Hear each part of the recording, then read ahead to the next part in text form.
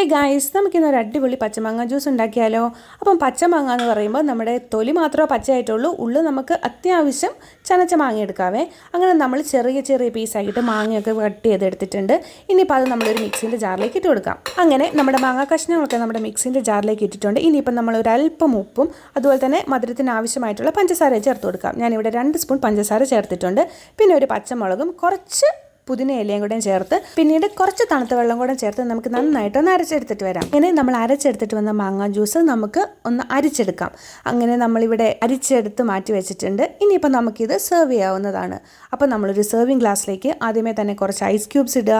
അതിനുശേഷം നമ്മൾ അരിച്ച് മാറ്റി വെച്ചിരിക്കുന്ന മാങ്ങ ജ്യൂസ് ഒഴിച്ചു കൊടുക്കാവുന്നതാണ്.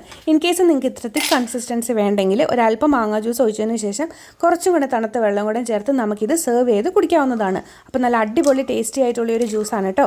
അപ്പോൾ എല്ലാവരും ട്രൈ ചെയ്ത് നോക്കിയിട്ട് നിങ്ങളുടെ അഭിപ്രായങ്ങൾ കമൻറ്റ് ബോക്സിൽ പറയുക. ബൈ.